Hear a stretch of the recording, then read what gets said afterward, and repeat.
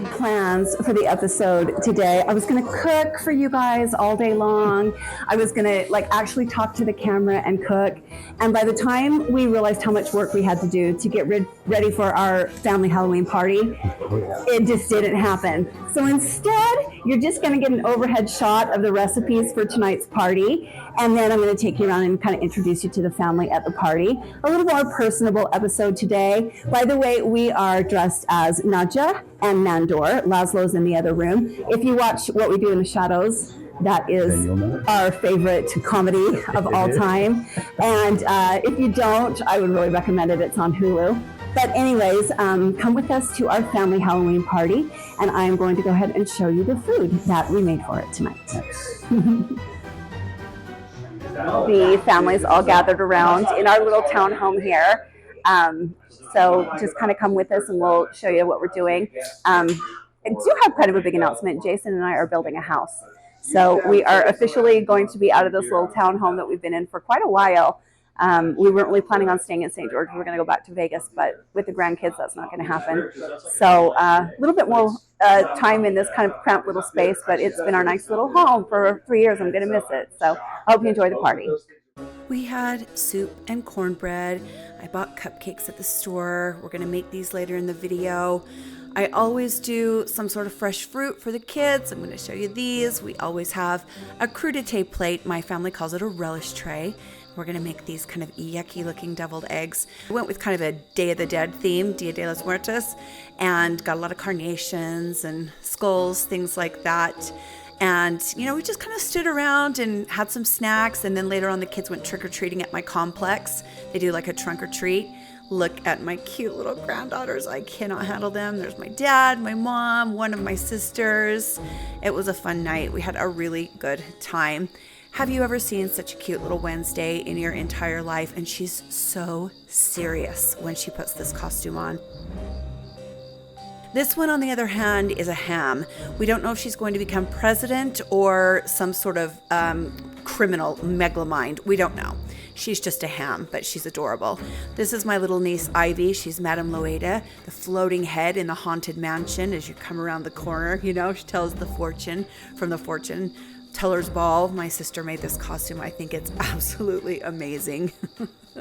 And then, of course, here we are from What We Do in the Shadows, Laszlo, Nadja, and Nandor.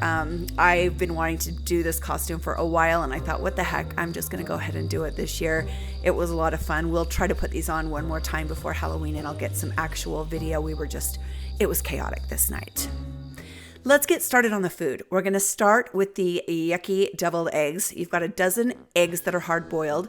Just get a Ziploc baggie and some food coloring. I used a little bit of blue and a little bit of purple. It's very dark, so if you want to wear gloves, you can. I added about a 1/4 cup of water to that bag.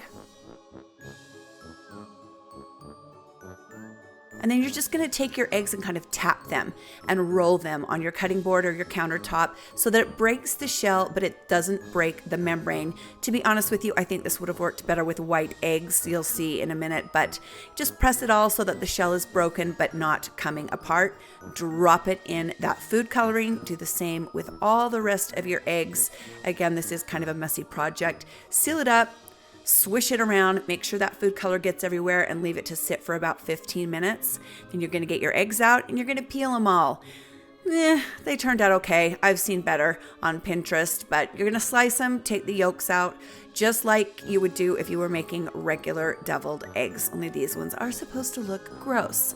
We like mustard. We like mayonnaise in ours. Of course, some salt and pepper. I'm not a big relish person with deviled eggs, so it's pretty simple in our house when we make these. And then I took some green food coloring. I started out with 2 drops. It ended up taking a lot more than that, but you're just going to mix.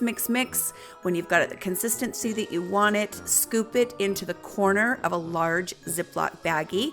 And if you've got a piping bag, you can use a piping bag. That's great. But just snip the corner off of it and then fill your deviled egg halves. I smoothed these out. And then I actually ended up topping them with some black sesame seeds that I told the kids was mouse poop. Moving on to the cornbread, I developed this recipe a long time ago. It's a pantry recipe, really easy. 2 boxes of Jiffy corn muffin mix, 1 little can of green chilies, and a can of creamed corn. You're going to need a cup of shredded cheddar cheese and 2/3 of a cup of sour cream and 2 eggs. I can't remember what I made this for. It was probably for the restaurant when we would do like fall specials, and I just wasn't going to serve like regular cornbread. So you just dump it all in a bowl. This could not be easier, and it is a crowd pleaser. Creamed corn is such a weird thing, but I don't know, it works great in this. Use the chilies with the juice and everything. It gives it a very rosy, earthy flavor that I absolutely love. The sour cream makes it really moist and tender. And all you got to do is mix this up really, really well. Like I said, super, super easy. Get yourself a 9x9 pan or an 8x8. An 8x8 will take a little longer to bake. Spray it down really good with some pan coat and then dump that mixture in there. Smooth it all out. Tap it down so you get all the air bubbles out. And then you're going to put that in a 400-degree oven for 40 minutes. Start checking it after that until a toothpick comes out clean. It is a crowd pleaser. Always a favorite. Here's our little grape caterpillars. This was just something for the little kids. You just need a pound of green grapes that are washed and some googly eyes and some bamboo skewers. I mean, this is really self-explanatory. But if you're having a party, this is something you could let the kids do. You know, little kids like to help in the kitchen. They love it when they feel like they're contributing. And so something like this, they could do so easily. I tried honey for the googly eyes. It was a fail. I ended up going with Caro syrup. And then after I stuck the little eyes on, I got toothpicks and broke them in half and turned them into little antennas. And that's actually what held the eyeballs in place because the little eyeballs kept sliding off. But once you put them in the fridge, it kind of hardens up and then they stay on better. Just make sure you take the toothpicks out for the kids to eat them. But I don't know, they're just cute and simple. Okay, this is one of the soups I made. You're going to take a 24-ounce bag of frozen broccoli cuts. And to that, you're going to add 6 chopped and peeled large carrots. Then you're going to add 5 or 6 diced and peeled potatoes. To that, I am going to add 4 tablespoons of chicken powder. You can use 4 bouillon cubes or you can use some bouillon paste. I'm trying to go cheap tonight. I told you guys I was going to do cheap for this, and that's what I'm doing. Of course, you salt and pepper this as you do everything. And then you take it to the sink and cover it with just enough water to cover the vegetables. You're going to put that on the stove and bring it to a boil until the vegetables are tender. Take a potato masher and mash those vegetables up into pea-sized portions, just so they look like a little pea. If you want to, after that, if it's still too chunky for you, you can take an immersion blender and blend it up. I like there to be some vegetable chunks in this. I don't like it to be smooth. I want this to taste like vegetables. You add 2 cans of evaporated milk. Again, these are pantry recipes, cheap and easy. And that makes it a little bit creamy. And then I add 2 cups of shredded cheddar cheese. And this recipe also is a crowd pleaser. It ain't the prettiest thing you've ever seen, but it tastes delicious. Everyone always really enjoys it. It's very, very filling.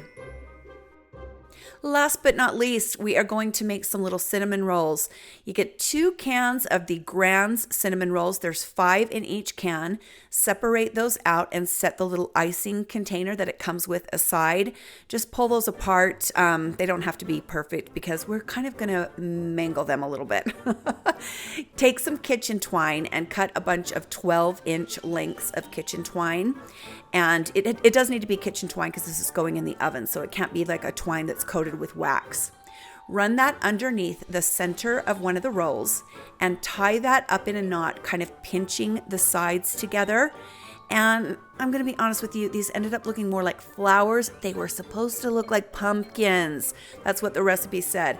Tie that off in a knot, cut off the excess, and then you're going to go diagonal on one side and diagonal on the other. But the point is to kind of pinch the roll in so that as it bakes and swells in the oven, it will look like a pumpkin.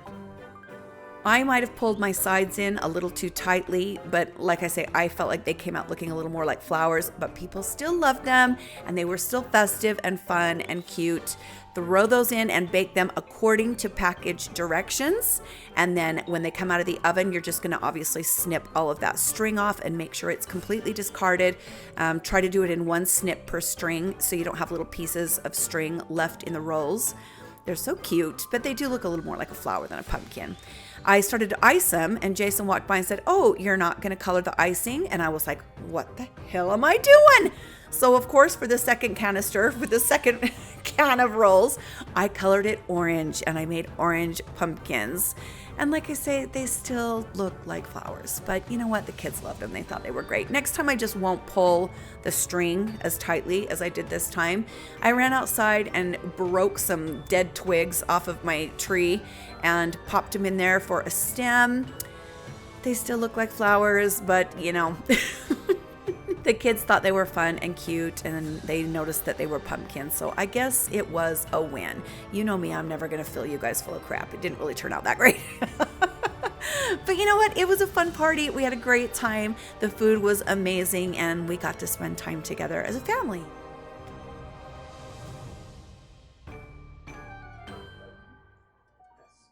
Usually I'm more of a stout, or if I'm looking at a menu, I'm usually going to order some weird like How is it? Bach or Tiger stout.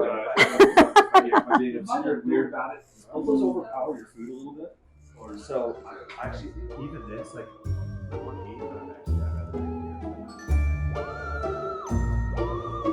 Thanks, you guys, for coming to our family Halloween party with us. Hope you enjoyed it. And I hope you try some of the recipes. Let me know if you do. Let me know what you think of them. They're simple and easy. Like I said, I was going for simple, easy, and kind of cheap because things are rough right now. I go to the grocery store and I tell Jason, how are people feeding their families right now? Because I literally don't know. Anyways, I hope you liked it, and let me know if you make some of the food. Happy Halloween. I hope you have a fabulous weekend. Thank you so much for being here, you guys. I really appreciate you. Bye.